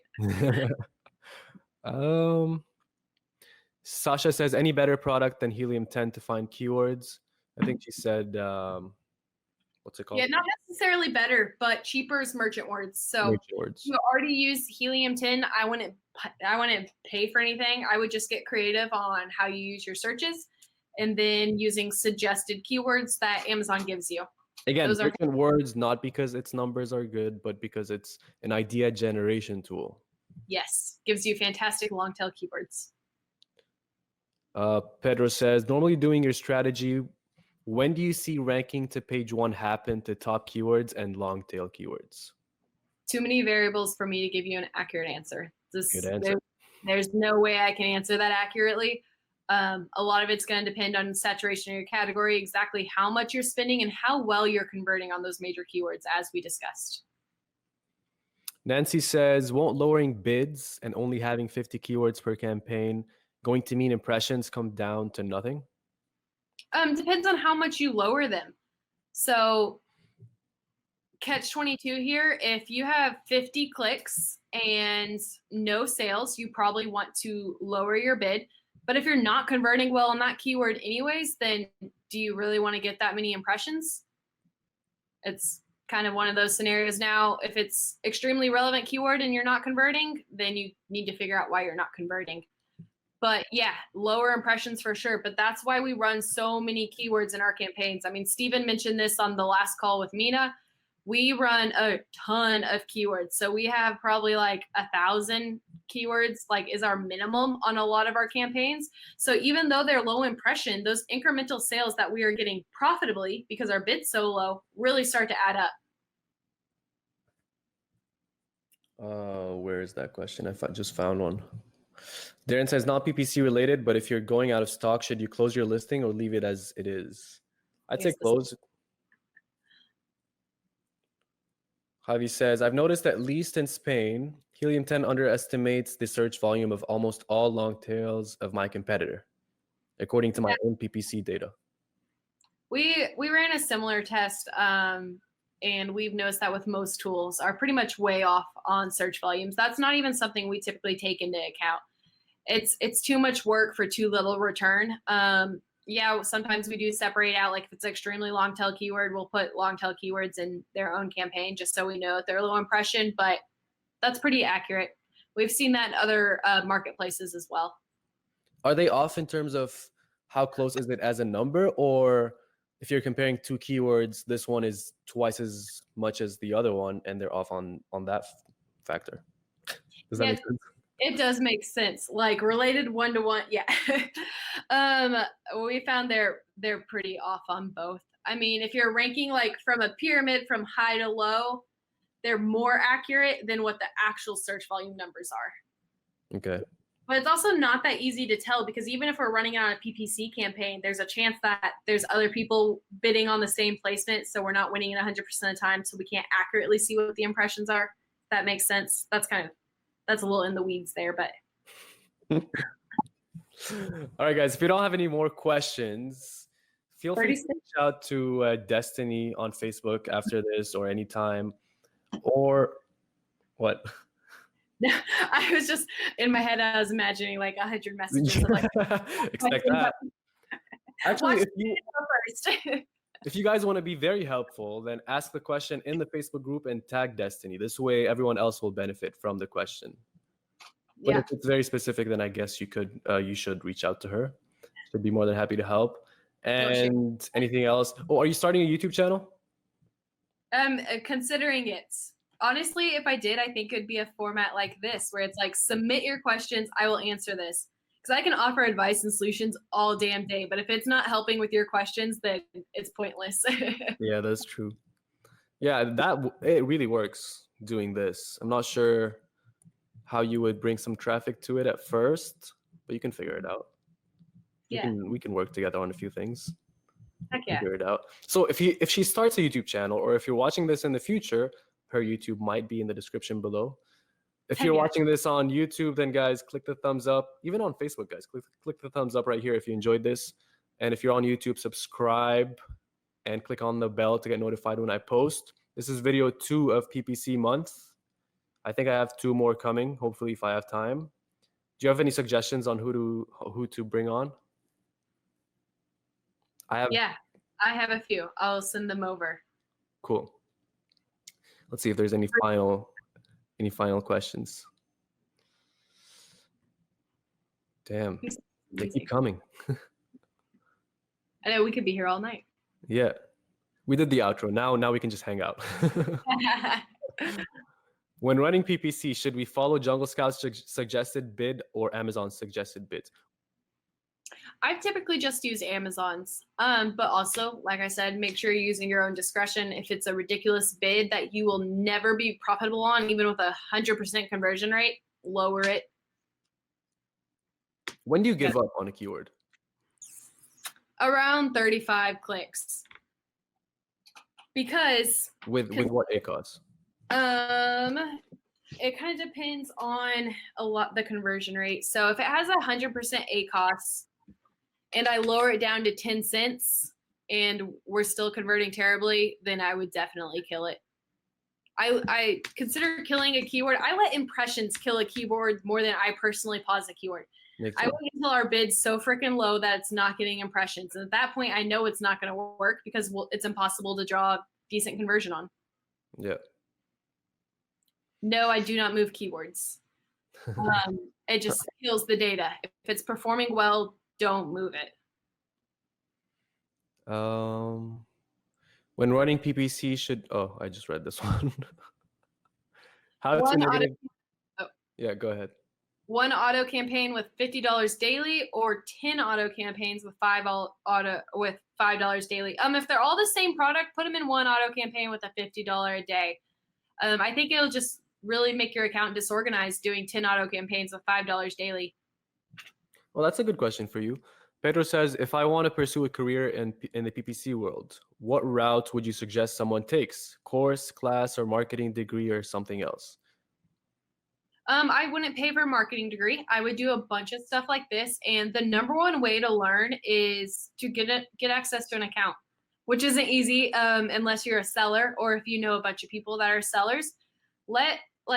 See if they'll let you click around and kind of check out the data. See if they'll let you launch some campaigns. The number one way I learned was basically by just like putting my head down and getting into accounts. I have never personally paid for a course. I've never paid for a course or anything. Everything I learned was from pretty much free content online and testing and learning. Mm-hmm. Are you guys hiring? Actually, we just hired an AE, but we'll probably be hiring within the next few months. So keep a lookout. All right, Pedro, then you need to become friends with Destaney, talk to her every week, and then she'll remember you when she's hiring. Do you have any tips on scaling and how to set yourself up to scale properly? Yes. Start with these campaigns. Literally everything we've talked about today. So quick case study, I kind of talked about this earlier. We signed a brand who was doing 1.3 million a month with hardly any advertising, like minimal advertising, 40,000 a month in advertising compared to the 1.3 million. And after 5 months with just launching all 3 campaign types that I've talked about with you guys for all their products, we got them to 670,000 a month in advertising sales, and they are now at 2.7 million a month overall. That's not with layering on any complex campaigns, any complex strategy. That's with setting a good foundation. Now, granted, they had fantastic listings, which is really important, but foundational campaigns, do everything we talk about. Start there. These are crazy numbers. Yeah. And then when you really start looking at scale, that's when you kind of start differentiating on your top of the funnel traffic, targeting more higher keywords that are going to be a lot less profitable. But I'm willing to bid 100% on extremely relevant keyword as long as I have 50 other keywords at 10% ACOS, because it'll even out. We look at our top line ACOS pretty much all the time.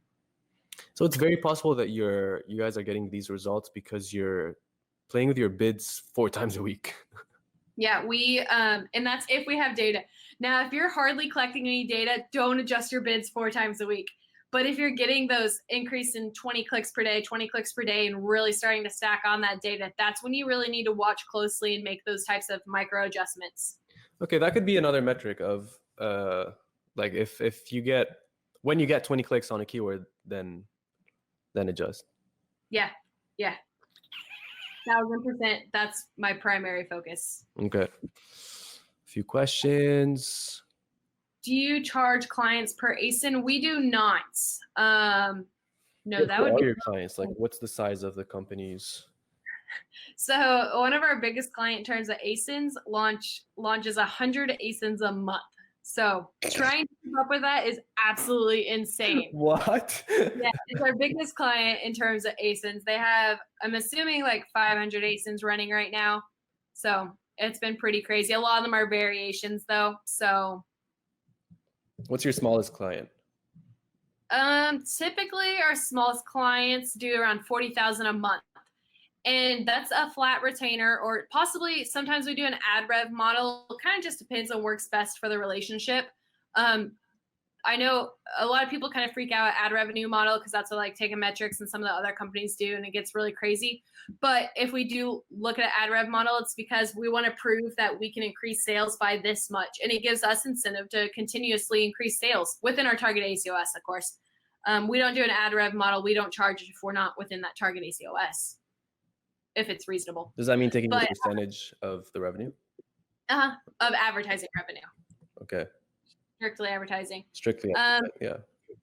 Our smallest accounts, we have one account that only has 3 ASINs, but they do a ton of money a month. And then in terms of just total revenue, we typically don't go below 40,000 just because it doesn't make sense for us to pay our team internally. It's not profitable for us to ask an account to pay us $3,500 or something if they're not doing 40,000 a month. We try to be as fair as possible. Is that it? 3,500 a month? It's completely dependent on the audit we run. So really, really badass. Before we sign any clients, we run an audit. So we'll look at their search term report, business report, keyword report, and we'll forecast the amount of sales that we can increase them per month at what ACOS. So they'll tell us our target. And then once we dive into that audit, we can see where they need work. So if they need work on the sponsored brand side, that's going to adjust our retainer, because sponsored brands are a lot of hands-on work. You have to write copy, you have to deal with creatives. They're just a lot more technical. If they need work on the sponsored product side, it's a little bit easier, but it's typically more at scale. So we just factor in all these to look at our retainer, and we just make it as accurate and transparent as possible with our clients. Do you go to any events, or do you recommend any good ones? So I've only been to local events here. That has been something that I know we've talked about. Like, I'm planning on going to events this year. There's so many. And then by the time I learn about them, it's like, oh, I have 1 week to get a plane ticket to Vegas. So I'm looking at going to some events. I've been asked to speak at a few events, but I just wasn't able to turn it around. Like PPC Congress in New Amsterdam. I know I really wanted to make that one, and I got invited to go to that one. But that's a pretty big plane ticket to turn around with my workload right now. Wait, they wouldn't pay for the plane ticket? Huh? They wouldn't pay for the plane ticket? No, yeah, I was going to fly out for it, but it just did not make sense. Like, I was like, I have way too much work with Q4 coming up, which could be a whole nother discussion that we could talk about. But oh, yeah. You want to give us a quick teaser? For Q4? Basically, think about the discounting mentality of Sam Walton, and make sure you're doing everything possible to you have full exposure over all of your top keywords, because conversion does increase, impressions increase. You want to make sure your name is anywhere and everywhere, of course, within reason. But just keep in mind that although your ACOS may spike at this time, your sales are going to spike by a ton, which is going to help your organic ranking, which is going to increase your reviews, which is going to put you in a really great organic placement for Q1. So even if you're investing a little bit more on the PPC side of things, it's going to make sense, and it's all going to work out during quarter one. On the non-PPC side of things, make sure you have enough stock to be in quarter one. Yes. And if small things to note, if you're running lightning deals, start an auto campaign primarily for that ASIN that you have the lightning deal on. Do it in the time frame of your lightning deal. That will give you an additional placement in lightning deal, because they do run sponsored ads in LDs. If you're running any coupons or discounts off and you have access to advertising console, if you run an ASIN targeting campaign under advertising console with a coupon, it shows up as $5 off underneath their buy box. So those are two little teasers of things that can be really helpful. Do you know how to qualify for a lightning deal, or is that? You have to submit. I just talked to an account executive for Amazon yesterday, and she said that they are actually changing the requirements for lightning deals to make it a lot stricter. And instead, they're going to make it easier to get into the 7-day deals. So lightning deals are pretty much going to be a pain in the ass to get to this quarter unless you're a big company. But 7-day deals are going to be way more available. Okay. Someone says, do you know any YouTube videos you can recommend regarding how to assess the data for PPC campaigns? I guess they want something more hands-on or with a screen share. Yeah, I don't know any just off the top of my head, but yeah, I was gonna say there's got to be a ton. Just do something like, if you're looking for search term report data, type in search term report analysis, something like that. I don't know if you mean assess the data as in reporting or just high level on campaign manager, or else I could probably give a little bit better of a recommendation. Send me a message and I can walk you through some high level stuff. The formula I talked about today, I can walk you through that.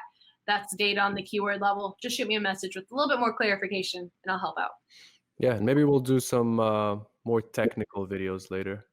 Yeah, I need like a whiteboard, and I could literally walk through some of this stuff, because I can explain the formula for adjusting bids, but it doesn't necessarily make sense when you're just listening. Like, I think I sent Mina, I had a whiteboard and I was like, this is why. Or we can just get a list of get a report and then remove all the names or all the keyword. Yeah, 100%. And play around with the report. All right, guys, any last questions? God, there's still 26 of you guys on this. That's crazy. It's been 2 hours. That's a lot of time to listen to my voice, so I apologize. I've toned out, toned out. Is that the word? I don't even know that there are people there. It's just a number on a screen. Yeah. They're there. They're behind this camera, or I'm behind this. I don't know. Yeah, most of what we've done has just been a straight discussion. It's why we keep getting so off topic. Have you been to Canada? I have not. I've been to New York and that's about it. So I need to really start traveling this year. Yeah, if we do another conference in Vancouver, we did one last year in February, we should probably invite you. Because I don't think we had any PPC topics. Let's do it. Yeah, I'll let you know. Mansoor says we are here. I love it. Thank you, guys. We're just going to keep talking until there's 0 people watching. That could be a long night. Y'all are so dedicated. Yeah, right? All right, guys, you're so dedicated. Give us a few more questions so that I can go have dinner, get some more work done. Any conferences in Miami soon? Ooh, that would be fun. Let's do a Miami one. We'll make one. There was someone that wanted to organize a conference with either on a boat or going on a boat after the conference, but there was a boat involved in Miami and it never happened. So I need to remember who it was and then call them and be like, yo, where's this conference at? What's going on? Did the boat already leave or did I miss it? Sasha says we are all very polite in Canada. No, I've heard. That's her very polite way of saying you should come visit us. Yes. Any conferences in Toronto? There's one that I know of, but it's only once a year, and it already happened in July. I spoke there about ManyChat. But there's probably small meetups. I do meetups in Montreal, but I'm slowing down. I'm doing less and less now, just because people they're either free, the ones that I do them, or they're like $20 and you get food. But the people that show up are from like very different levels. Yeah. So when we talk about one thing, half of the room is not interested. When we talk about another thing, people benefit from them, but it's like a bit frustrating for us to organize. That's why I love setups like this. Like, ask me questions all day long, and I will try to provide as much real value as possible. Put me in a room in front of 50 people, like, I'm going to provide less value because it's going to be very standardized, and there's a good chance that a lot of people are already going to know it. Have you done it? Yeah, I've done a few, but they're pretty much that format exactly. Also, this comment, I will have a long night to fix all my campaigns. I love it. You guys have a lot of homework after this video. I have a lot of homework after this video. And that was foundational. We got to start adding on some layers in the next video. Everyone who is in this one gets a pass, and we'll start the 2.0 version next time. Were you referring to Sean Smith a while ago for PPC recommendations? Yeah, his PPC AMS Accelerator is fantastic. If you don't have a very foundational understanding of PPC, you're probably not ready yet. It's very, very in-depth, very in the weeds. He does a great job of explaining it. So even if you don't understand it, you can probably pick up on it after some time. But I would recommend starting with some other, maybe either courses, free courses, things like that first. How to get rid of ASINs that my product is showing but not converting? Ooh, good question. That's been an extremely hot topic. If it's auto campaign, I'm pretty sure negating your ASIN doesn't work. Mina may have to verify that. That's what I've heard. Yeah, but there's really no clear way to do it. Ideally, after time, the algorithm should pick up on it and stop showing you for that. But I don't think you actually can do it. I know Brian Johnson may have mentioned that his software allows you to do it, though. So he has a way, apparently, but I haven't found a way, just foundational, easy method to do it. I've heard from some people that if you take something very unique about their title and then negate that exact, that could work. I have heard that too, and it makes sense, but I also don't know if Amazon's correlating your product based off SEO, which is title and bullets, or if Amazon's correlating your product off of maybe like someone's searches. So basically where their mouse goes on a page, what they click on next. Yeah. What sort of says, so please come back in 4 weeks after we get results. I need like a weight loss commercial, like results not typical, like just in case. If you have any questions, feel free to shoot me a message after a couple of weeks of analyzing that data. All right, guys. What's your work-life balance like?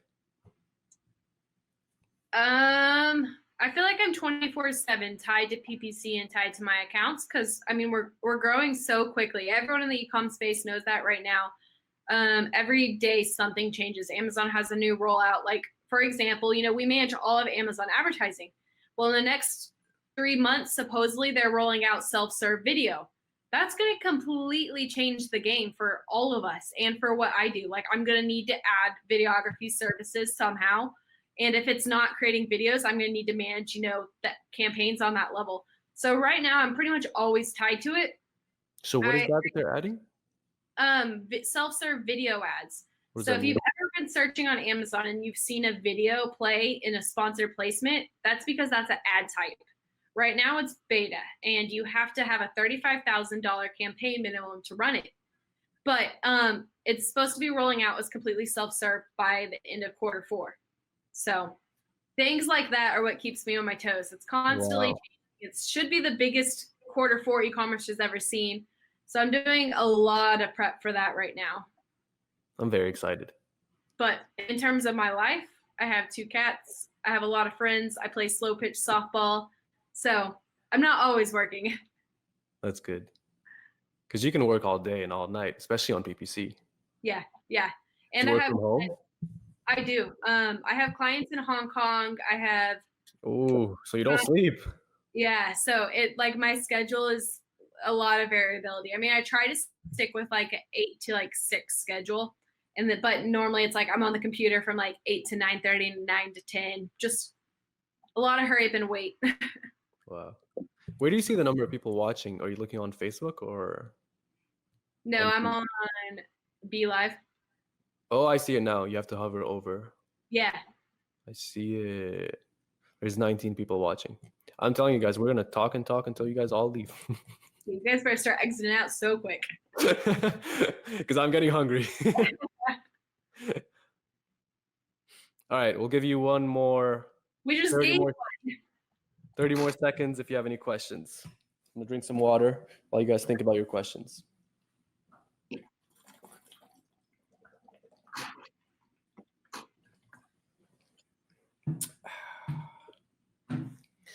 And if you guys don't have any questions, thank you so much for hanging out with us for 2 hours. It's been a lot of fun. And thank you, Destaney, for answering all these questions and for giving us your time. It sounds like you're very busy. So we really appreciate it. Me and the Brax group. And to plug my YouTube video, I just posted 2 hours ago. Go watch this video. 7,000 in 2 days and how I'm preparing for Q4. And then this video will be up on the Facebook group. If you guys want to watch it again, you can watch it. I want to post it on YouTube eventually. And then I want to cut it into small pieces and post those on YouTube as well. Either do a reaction to them or do a step-by-step walkthrough while you talk about stuff. Like the equation that you talked about, I'll probably go back and start writing stuff and then explain it. And we have some more questions. We'll answer one more question. If ACOS is 100%, reduce bid by 50%, would that make sense? Yeah, it really depends on your price point and it depends on what your bid was initially. I mean, 50% may be too much and you may drop it. Do the formula that I had mentioned. That's the number one way to do it. So just to run through that again super quickly. Let's say what I wish I could ask you. I was like, what's your target ACOS? Mine? No, I was wanting to ask him what his question. Usually 40. Let's say 40. Yeah, so if your ACOS is 100%, reduce bid by 50%. Yeah, it could drop it, and it probably will, but it could potentially drop you way under what your range for impressions is. So figure out exactly what your bid needs to be based off your past conversion history, and you apparently have data since you have an ACOS, and then adjust your bid to that. I would probably do it in lower increments just so that way it's not that drastic of a change if you don't do the formula. If you're bidding $2 and your ACOS is 100%, maybe try bidding $1.50 and see where that lands. And then maybe go to $1.25, $1. Just work your way down that way or utilize the formula. But shoot me a message and I can show you the formula in a little bit. Could you send me the formula by message? I'll post it somewhere in the group. Please and thank you so much. This question was asked prior, and I don't think we got to it, so I'm going to answer this real quick. Yeah, what is it? One last question. One of my ASINs had a word that Amazon deemed inappropriate, and they suspended my PPC campaigns until I changed my title. But they were competitors. So basically how Amazon scrapes this stuff is literally by a scraper. So they may catch your competitor, they may not. I've actually ran into the issue if you're in the nutrition space. They've really cracked down on supplements. And just today, I had a PDA get rejected due to a word that was in my title. So the best thing you can do is just calculate the risk. Do you want to change your title so you can accommodate your ads? If your title's doing fantastic, if you're doing a lot of organic sales, you probably don't want to make an adjustment like that just for the sake of running new campaigns. But if your title's like, if it's a small change, then go ahead and get it changed and continue to run your PPC. All right, guys, thank you so much for sticking around and watching and asking your questions. This whole episode would have been nothing without your questions, so thank you so much. And hopefully we'll do another video soon, maybe about Q4, so it should be very soon. And exactly, yeah. If you want to talk to Destaney on Facebook, or preferably post a question in the group and tag her. Yes. Destaney, thank you so much. Awesome. Last question. I would not increase my bid to $3, but I would increase my bid. Do it incrementally again, huh? What was the question? If there's a keyword with a 10% ACOS, $1 CPC, and my target ACOS 30%, would you increase the bid to $3? Do it incrementally. If you increase it to $3, it may go crazy and you can hemorrhage spend, especially if you have a low ticket item. I mean, if you have a $10 item and a $3 bid, that means you can only give 3 clicks and you have to convert. Like, that's a really crazy conversion rate. So go a little bit slower, increase it slowly, and then find your break even that way. Alfred, is this video going to be available? Yes, it is. But as of now, we are signing off. Bye-bye. Thank you guys. Bye. I hope you liked this episode of the Brax Livecast. If you did, click the thumbs up. And if you want to see more, subscribe and click on the bell to get notified when I post. If you want to watch these live, as usual, there's links in the description to join the Facebook group. And click right here to watch another episode of the Brax Livecast. And you can even click right here to subscribe. So click here to watch the next video. And I'll see you guys there. Peace. The one thing I also recommend is staying away from bad advice, because you need some legitimate credibility, like case studies and seeing numbers on a screen. That stuff doesn't matter. I know how